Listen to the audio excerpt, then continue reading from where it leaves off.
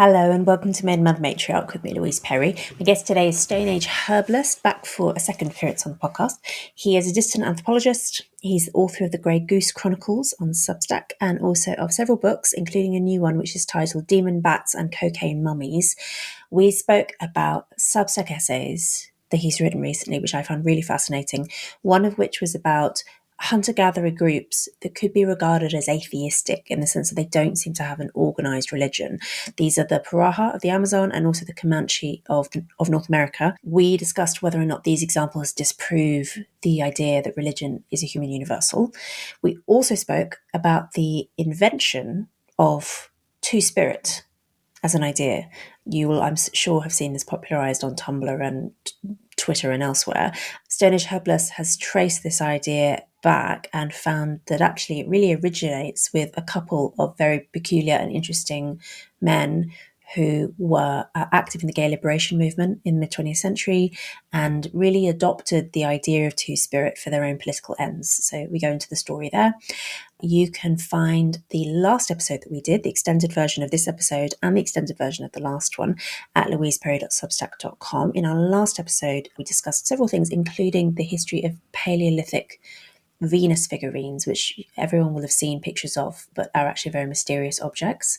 You can also find the MMM chat community, which is very lively, the bonus episodes I do with my husband, the back catalogue of extended episodes. One more plug, I know I keep going on about this, but there is a new edition of my book, The Case Against the Sexual Revolution, coming out. It's a young adult edition. It's intended for teenagers. It's shorter. It's simpler. It's had the really grim bits edited out. It's basically been designed to be much more easily understood and enjoyed by a young readership. If you know anyone who you think would benefit from reading this, would enjoy reading it, it's going to be available from March in the UK and the US and from June in Australia. You can always pre-order a copy if it's not out yet. Available from all good bookshops.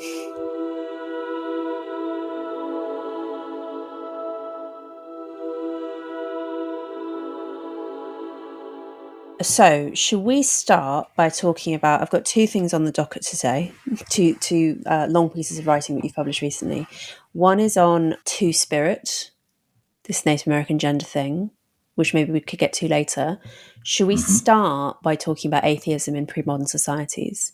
Everyone I've mentioned this to says there was atheism in pre-modern societies. It's like amazed to hear that this is even a topic of study. And I mean, what I've learned from reading your long investigation of this is that it takes a lot of different forms. So should we start by talking about the Amazonian group? Because they're so strange. Yeah, the Piraha people, they are a classically odd people within anthropological study. And I should say that this writing that I did is based on Everett's book, Don't Sleep, There Are Snakes, which is a really good book and really fun and really strange, but it is not without criticism. So other people have rejected or critiqued his view of their, not atheism strictly speaking, but their sort of lack of, or certainly diminished spiritualism, shall we say. So everything that I've written about is sort of from taking him seriously. So, other people could tackle this and say that a lot of this could be picked apart, but I thought it was worth just exploring it from within his own experience. So he's the main ethnographer of the Piraha people. Could you tell us a bit about Everett? When did he do his field work and so on? So Don't Sleep, There Are Snakes was published in 2008. And I think that would have been based on his field work that he had done over quite a few years period. He graduated in, I want to say, 79, 80. So he was interested in Piraha grammar. So the Piraha really come to the attention of anthropologists because of their language, which eventually Everett decided contradicted one of Noam Chomsky's main ideas about his theory of universal grammar.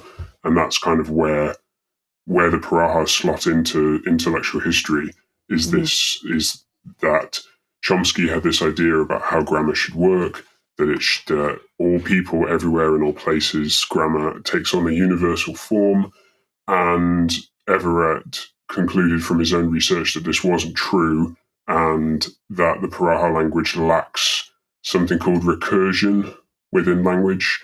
And I think his papers, which went alongside the sort of more popular book, was his way of trying to approach his years of living with them.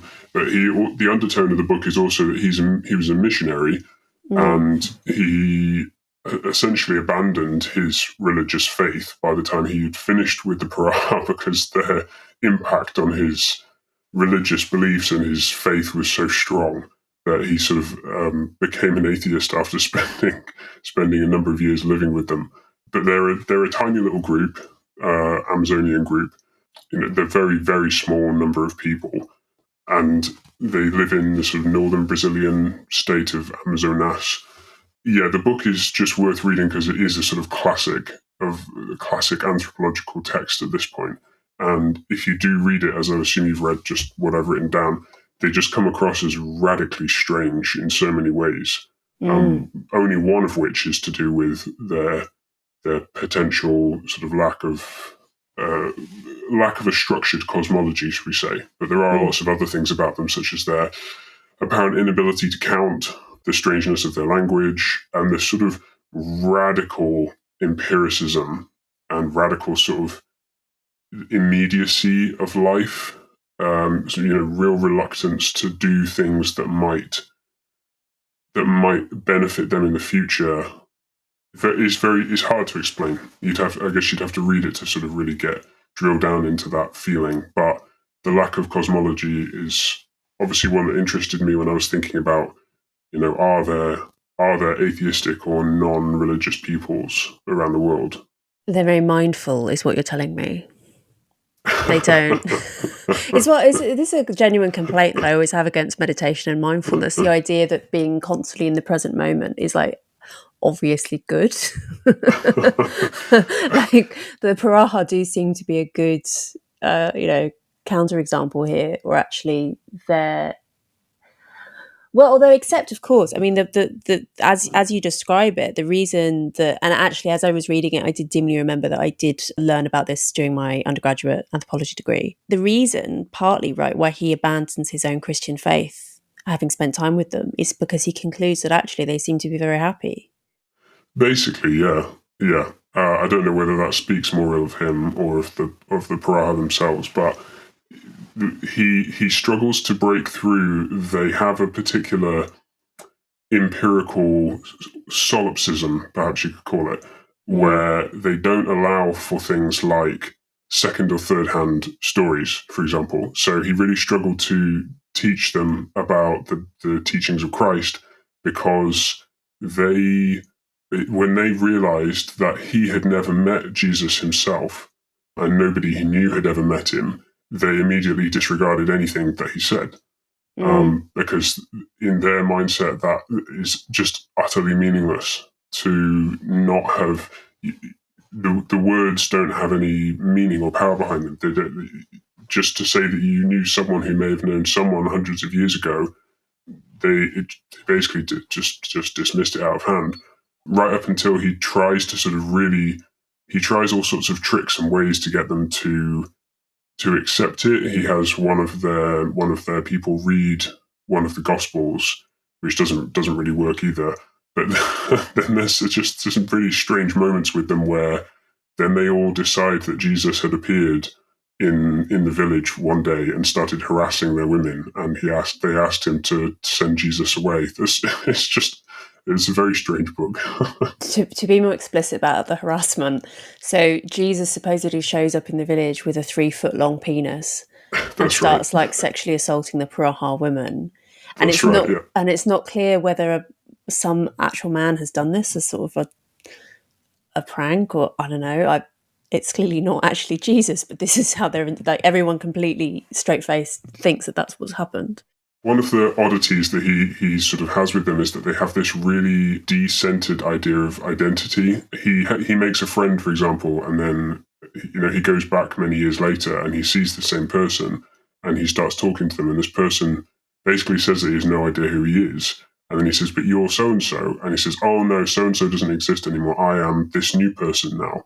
And then he sort of realizes that people, this group are very comfortable with not just sort of switching identities, but that sort of genuinely believing that people can become another person and then switch back to another person without there being a sort of central sort of essence, as it were. So they put on these sort of performance stories where they will inhabit characters, and they all seem to believe that it's not an act, that they have genuinely become that person, and then at the end they just go back to who they were before. It's it really shakes your all your sort of intuitions about how the sort of human nature and human belief systems work.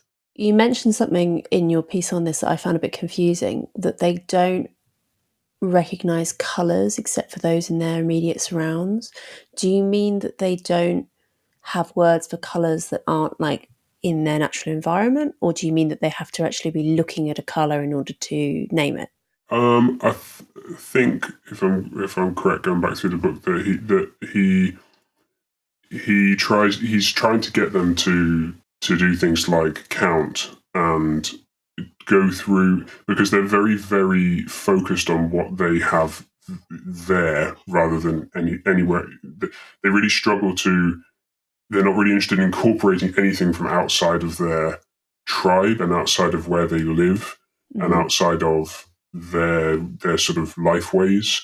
And I think the thing with the colours is that they simply didn't recognise them as different, except for the ones that they already knew.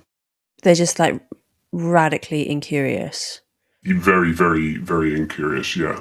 I mean, I don't think that in itself is odd, because I think actually that probably default sort of human life is to be fairly incurious about outside. I think most peoples are very interested really in themselves and their neighbours to a certain degree, but not really anything beyond that. I think the Piraha just seem to take it to an extreme. And also have no interest in thinking abstractly, even about something as basic as counting. No, they sort of had one. I think it's 1, 2, and many, or something along those lines with their counting. And everything is expedient. It has a sort of functional use. So they do have a belief in sort of spirits and forest spirits, and they take them very seriously. There is that very, very funny anecdote where one of his friends tells Everett, can you see, this spiritual being, this person, this spirit is on the beach right now. He's right there. He's shouting at us right now. He's telling us that he'll kill us if we go into the jungle. And Everett's like, what are you talking about? And he's like, no, it's right. He's right there, right in the middle of the beach. He's like, what do you mean? I can't see him. No, look, he's right there. And all of the Piraha are saying, yeah, look, he's right there on the beach. And Everett's saying, what? I can't see anything. I don't understand what any of you are saying. There's nothing on the beach. So they do have like a belief in other things and a sort of animistic cosmology, but it's not. It's radically unstructured, or it appears to be like very unstructured, and they don't appear to have a creation myth, which is one of the sort of, again, people thought this was a sort of human universal, that they might have a creator myth. They don't appear to. Some people have argued that Everett is misunderstood, and that they do. But if we take Everett seriously, he never found any trace of a creation myth. So he goes around asking, like, who created the birds, who created the sun, and they just don't care. They were always there.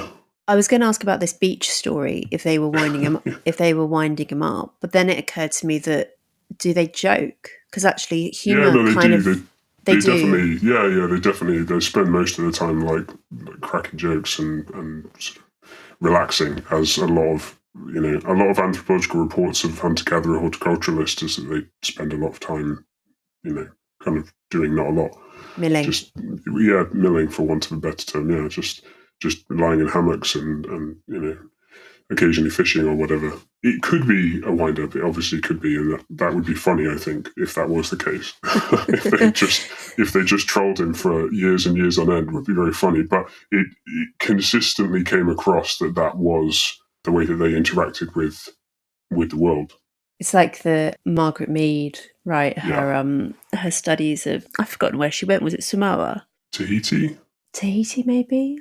Anyway, one of those. Yeah, she went out to kind of discover the lovely, innocent sexual liberation of the natives. And basically the teenage girls just told her a pack of lies because they thought it was funny. Yeah. And then they More people should do this to anthropologists anyway. Yes. Yes. And they admitted years later that it was all made up. There is a case of that. I think there's a contemporary anthropologist who worked in Siberia, and he got very confused because he's studying the topic of animism, and he was getting very confused because he would witness these sort of rituals where the young men would kill a bear, and then they would talk to the bear skull afterwards and apologize to it, and sort of tap on the skull and do these things. But then he would watch it, and then they would burst out laughing and just find the whole thing absolutely hilarious. And he sort of had this massive crisis of confidence that he was just being punked, and he wrote like a whole piece about, do we take animism seriously or is it ironic? He sort of couldn't work out whether they were trolling him or not. Yeah, this is this kind of dark matter within anthropology, isn't it? The extent to which this is all, this is all complete rubbish. Yeah. So assuming that Everett's account is true, what has he been criticised for? You said at the beginning that his account isn't entirely accepted. Well, I mean, almost every part of it has offended someone. I mean, the language part of it is probably the largest portion, which has upset people because Chomsky's fame and power within his discipline is obviously legendary, and universal grammar was a very neat and could have been a very, sort of all-encompassing universal solution to the question of, human language. To find an argument against it would have been quite upsetting. So I think it's still one of those things that's very, very much back and forth, whether the Piraha really don't have recursion in their language. What is recursion, sorry? Well, recursion would be the ability to embed. So if you think about grammar in the sense of like how many words you have, every language has a limited number of words. And so if you just think about how many sentences you could create where you just sort of block words together, you kind of have, each language kind of has like a finite number of sentences that you could say. But recursion is the ability to embed other sentences, other meanings, other elements within the sentence. So the example he uses in the text is, I went to town and saw Sam's red car. Sam's red car is a second element within the sentence. It's something that could stand on its own, and so it's sort of embedded within the sentence. Everett's argument is that Piraha doesn't have that feature, that they can only describe what is immediately in front of them. They can't have any recursive element to it. So they couldn't say, for example, like, yesterday my wife went fishing in the red canoe. You couldn't say that sentence because there's a number of recursive elements within that sentence. So you could only talk about what's happening right now in front of you, which makes communication obviously quite difficult. It's either expressive of or a means of limiting complex thought.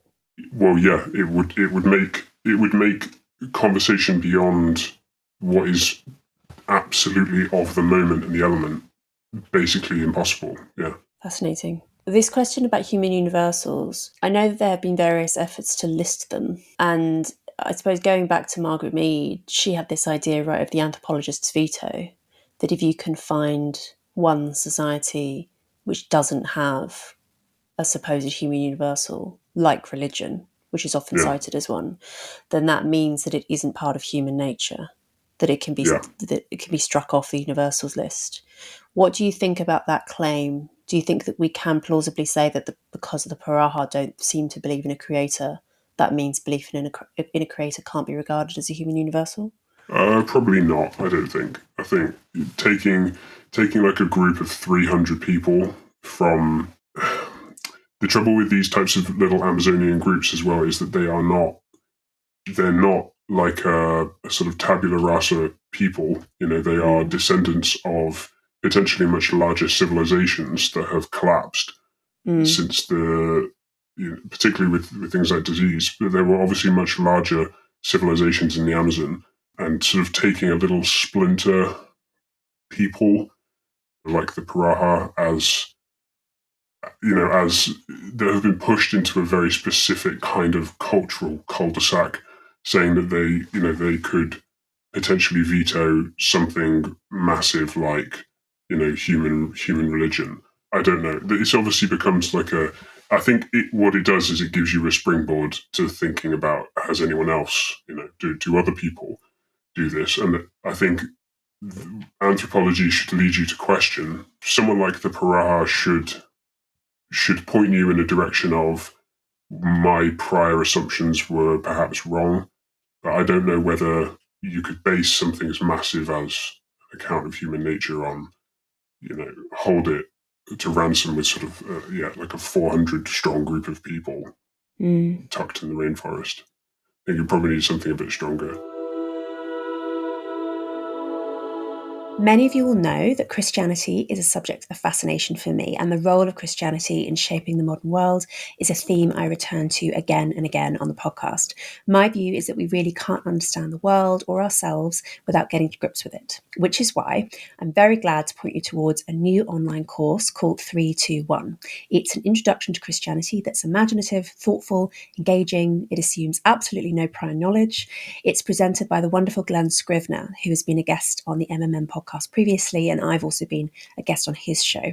Glenn presents 8 video-led sessions which are based around some beautiful animated stories that illustrate the Christian message. You can check it out for free at 321course.com/MMM. Just enter your email, choose a password, and you're in. There's no spam, there's no fees. Just visit 321course.com/MMM. And now onto the show. Okay, speaking of which, there is another example that you've written about of apparently atheistic groups, which is the Comanche. Yeah, I should clarify that atheism as we understand it today is obviously something like post-Christian atheism. Yeah. It obviously has all the prior assumptions and all the flavors and ingredients baked in of Christianity, including moral commitments, universalism, commitment to individual rights, humanism, all of the things that you would expect to find in a sort of de-deified Christianity, including a sort of a kind of scientific materialism as well. So when we say atheism, we probably should be careful that we don't mean that we're trying to find a mirror image of that, because why would we find a mirror image of that anywhere else? It's probably not going to look like that. I haven't included in this article what are some other obvious examples, which are things like Buddhism and Hinduism at various points where they have sort of, this is something that people like Nietzsche have discussed, where you sort of proceed to a monotheism that then proceeds to sort of abolish itself, and it becomes a sort of not empty, but a kind of de-deified cosmology that's very complex and rich, but has sort of done away with this sort of the personified God. I didn't include those in this because I think that's a separate case. I was more interested in trying to find particular examples where people outside of that straightforward sort of monotheism to atheism perhaps existed. And the Comanche do seem to be one of them. The Comanche were one of these very powerful steppe groups, not steppe plains, rather plains Indians tribes that exploded outwards during the period of European colonization.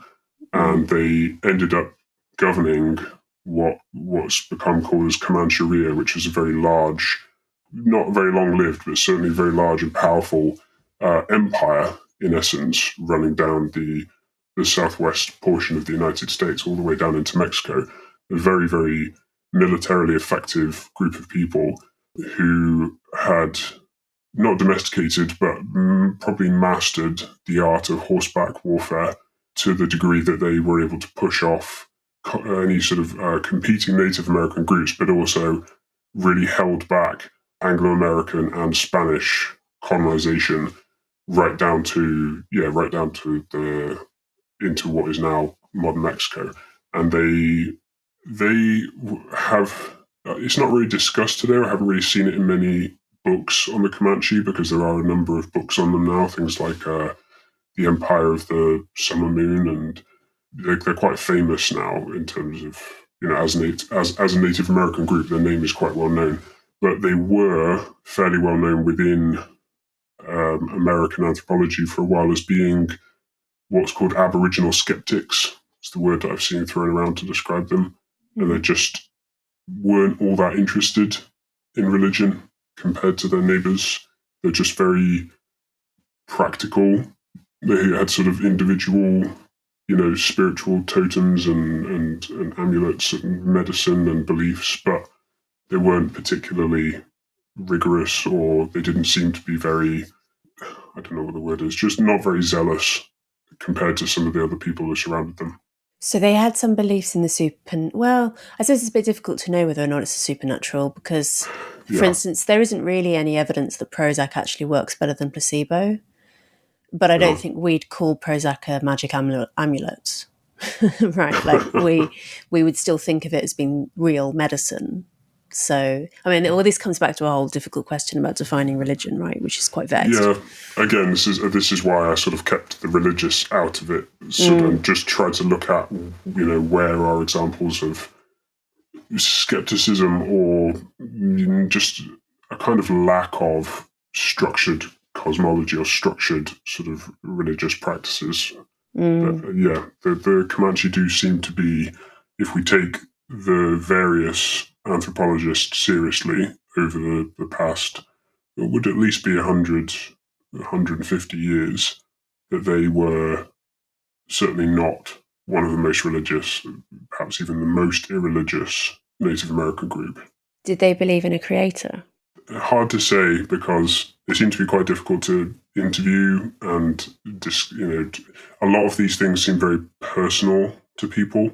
I would imagine, being as part of like the wider Shoshone group, that they probably did have a sort of idea of a greater deity, but not one that they looked like they were bothered with, having to worship on a daily basis, or that sort of intervened, or that they had to do very much to, just to sort of, it feels like it was a more distant thing, I mean, this goes back to an interesting insight about Native Americans in general, in that they had this enormous variety of different societies. And so to talk about Native Americans is almost like talking about indigenous Europeans or something. It is ridiculous in a way. There are only Native Americans insofar as they're all members of, the Homo sapien peoples who lived in North America around the time of European contact.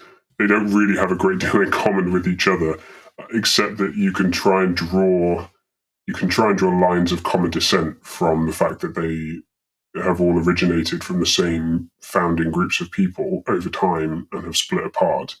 But, those splits are very deep. These language families and religions and, in some cases, civilizations that have risen and fallen, they don't really have anything to do with each other in many ways. You can try and people have tried to sort of pick apart and try and say that there's sort of a substrate to Native American thought or philosophy. But I would be quite skeptical of that. Do the Comanche have kind of close relatives in terms of language and genetics who do have more of a structured cosmology, or are they an outlier in multiple ways? they're part of what I think is called the Eastern Shoshone people. So they had neighbors, they had near relatives, and they had people who spoke a similar language, but they expanded very, very rapidly across areas that they never had any control over previously. And so they became, cosmopolitan's too strong a word perhaps, but maybe it's not. They had a sort of cosmopolitan imperial outlook in a sense, because they became very familiar with Mexicans, with the English, with European traders of all different languages, with Native American groups that they shared very little in common with, like the Navajo or the Apache, and they sort of took tribute, and they were concerned with conquering and ruling territory in order to get access to buffalo, and also to be able to capture large numbers of horses. So they did have quite a, you could probably call it quite a cosmopolitan attitude in some ways.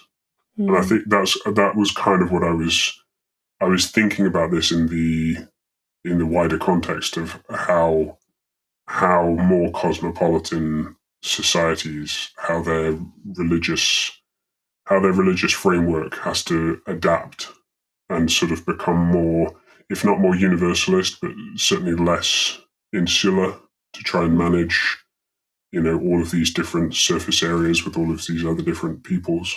Like the Romans adding extra gods to the pantheon when they conquered new peoples, that kind of thing. Yeah, or the Alexandrian sort of Hellenic Greek culture, which, you can see that it's not a sort of ethnocentric worldview in many ways compared to many other parts of the world. We mentioned how Everett considered the Piraha to be kind of weirdly happy, but because of or despite of their lack of structured religion. Did anthropologists comment the same about the Comanche? Were they fine with having lacking this apparent human universal? They seem to be very happy. So, for example, I listed a whole bunch of quotes that I picked out from all sorts of different sources to do with this. The Comanche seem to be not too fussed about death, for example. So there's a quote here from Gallo, 1986, where it says, commenting on a tearful Kiowa memorial service, a man told me, quote, Comanches don't do that. You can't bring them back. We just find a good place to put them, and that's the end of it. Wow. They're just not so fussed about death. Or there's a quote from Curtis in 1930 where he says, quote, the Comanche do not know anything, they do not think, by which he meant that the Comanche possessed no spiritual knowledge.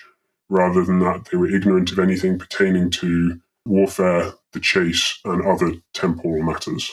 So they seem to be quite just focused on what they had to do, which was hunting, fighting, managing their empire, attaining personal power as a warrior, collecting horses, just quite a warrior, an aristocratic warrior mentality, I suppose you could call it. Not a very priestly mindset. Yeah. Not very concerned with the beyond. I presume that Christian missionaries tried to evangelize to them. I think they have been fairly fully evangelized to some degree or other, because they were one of the last peoples to be pacified, I suppose would be a nice euphemism. The war fought between the Americans and the Comanche was long and bitter, and there's all these things like the Texas Rangers and particular weapons that were developed specifically to try and combat the Comanche, because they were so powerful and so effective and so brutal, very, very cruel when it came to making a point with their enemies. So when they were finally subdued, they were offered a reservation, like many of the others were. And I think, I'm not an expert in the post-pacified Comanche, but I think they have been Christianized, or at least a fairly good attempt to. I imagine, like many of the Native Americans, they have a sort of syncretic sort of Christian native sort of religious practice now. I would have to check that, but that seems to be fairly common. Relatedly, why do you think it is that Christian evangelizing is so effective? I mean, not always. I presume you've read Rodney Stark's The Rise of early Christianity, the rise of Christianity? Not that one. I've read, what's his name? Giza Verme's Christian Beginnings, so I assume there are some similar themes. Yeah, Stark is a bit more kind of hard sociology. So he posits various theories about why Christianity, it seems to have had a growth rate of about 40% per decade for 3 centuries. And Which centuries? The first 3. Oh, right. So he comes up with various theories as to why that is, a lot of which are concerned with differential fertility rates. But one of the points that I've seen made in criticism of Stark is that explanation works fine and is convincing in this specific context. How is it that the early Christians outcompeted paganism within the Roman Empire? And then it's to do with things like the Romans using a lot of infanticide and abortion, having a really skewed sex ratio, so they didn't have enough women, things like that, right? But the point that I've seen made is Christianity also has spread in all sorts of other contexts, everywhere from, ancient Britain to Amazonia, where those conditions aren't the same at all, where Christianity seems to have a kind of adaptability to loads and loads of different contexts, and it really takes off. Do you have any idea as to why that is? I mean, I've seen videos, for instance, of missionaries going to very remote groups of people still basically living as hunter-gatherers and converting them. Like, one guy shows up and converts them within weeks. It's such a common story. I think part of it has to do with relationship to power and access to a wider world. I was writing about this paper that had just come out about the Anglo-Saxon Sutton Hoo burials, which one of the cool new interpretations is that these were mercenaries that had been to Byzantium and had brought back a ton of cool treasure, which is why they're buried with so many nice helmets and interesting silver goblets and stuff. But the argument made in the paper, almost as an afterthought, is that the Christianization of Britain happened as a sort of response to Anglo-Saxon mercenaries visiting and fighting in Byzantium, who then went back and had either converted or were at least familiar enough with, what that kind of power looked like, and so they kind of wanted to be part of it. So that, I think, in some context, there's probably that, when you talk about, why did the sort of Northern European Germanic tribes convert? I think there's probably something to do with access to power and access to wider networks, even if that's just for marriage or trade or whatnot. Things like, going out to remote tribes and trying to do missionary work. I don't know. It sometimes seems like it's very successful. It's a hard one. I think Christianity is very, very flexible and adaptable, especially with all the different denominations. And missionaries have had centuries of practice in making it, in finding ways to kind of see the cracks in other people's beliefs and thoughts and kind of work out how to slide in and sort of say, this thing is kind of like this thing. But I think there's also there's something universally enticing about Christianity, because, of course, the great attraction to it is that it is a universal brotherhood of people, regardless of their caste, their strength, their power, where they lie in society, their sex. It offers something to everyone, and of course, it offers something particularly to those who are struggling with with their material conditions. It offers something hopeful and something beyond. So I think I'd have to think more deeply about why, and try and find some counterexamples as well, because obviously it is not always the case that missionary work is successful. The Piraha, again, coming back to them, are famously, they just simply do not accept anything that missionaries have to say to them, and I don't think they're alone in that in the Amazon region. But probably something to do with this mix of coming from a very powerful position and also the message that it's offering can be quite seductive. It's quite paradoxical, isn't it? So you've got, on Yeah, the one yeah, hand, missionaries show up, and even if they're not wielding guns, they are, or accompanied by men wielding guns, they are clearly coming from a very wealthy and sophisticated and materially advanced culture. So that's very impressive, right? And you can see why people with much less wealth would be attracted to that. But then also they're preaching this story, which is all about how humility and mercy and lowliness is good. yeah. Well, precisely, yeah. And it's probably not in every case. I'm thinking of something like the Spanish conquest of Mexico or of the Incas. It has a message for each different type of people, in a sense. It could offer what it could offer to Germanic barbarian warriors is probably very different than what it offered to the sort of huddled ex-slave masses of Tenochtitlan, and something again very different to what they could offer the Inuit. I wrote a piece about, I'm trying to think when it was now. I was writing a piece about spirit brides, spirit wives. I've written several pieces about this. It's quite a strange phenomenon. I promise this is connected. No, go on. There is this sort of odd phenomenon globally that manifests in different ways, where people will have relationships with and even marry people who only appear to them in dreams or sort of in spiritual realm. It's quite common in West Africa. There are Siberian variants of it. There's a variant of it in East Africa, and there's a couple of researchers that have been focused on the rise of what's called Brazilian Pentecostalism in places like Tanzania. And the researchers are trying to get their head around what it is about this Pentecostalist Christianity that's really enticing for younger people.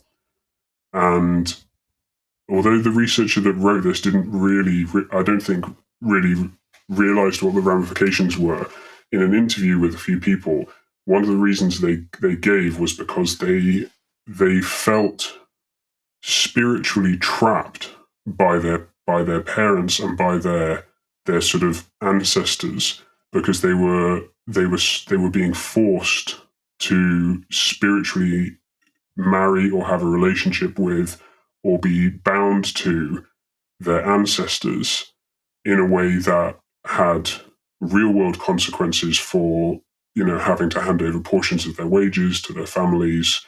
And also they felt that they were actually being kind of attacked or drained in their sleep by the sort of very vampiric ancestor cult. And they felt that converting to Pentecostalism, who saw all these things as witchcraft and as openly demonic in a way that probably Catholicism wouldn't do now. But the Pentecostalists were quite explicit that no, this is really bad. This is very evil, and they felt that this was liberation actually from this kind of custom that kept them under the thumb. And it was only converting to Pentecostalism that meant that they were free to be an individual and they didn't feel bound to both tradition and also physically and spiritually bound to their parents and their ancestors. So, like I say, I think there are a lot of really complex elements with Christianity when they collide up against other peoples that we probably don't even realize that you have to drill down and try and find out exactly what it is that's attractive, and also about which denomination is attractive. Like why certain types of Protestantism are really popular in South Korea, and why Catholicism perhaps seems to be waning. There's a lot to be said for it. So it can be as much to do with rejection of the prior religion as embrace of Christianity. Is that yes? fair? Yeah, I think missionaries into the Arctic. I don't know how familiar you are with Inuit anthropology, but not really at all. It's quite a harsh world. Obviously, living in the high Arctic, when you read some of the older stuff, and the level of sort of practical superstition that people have to adhere to, but also just the number of monsters and demons and curses, counter curses. You just live in this really thick web of intentions and beings that are not yours, that are not that aren't good, that aren't that are potentially malevolent, just constantly living in fear.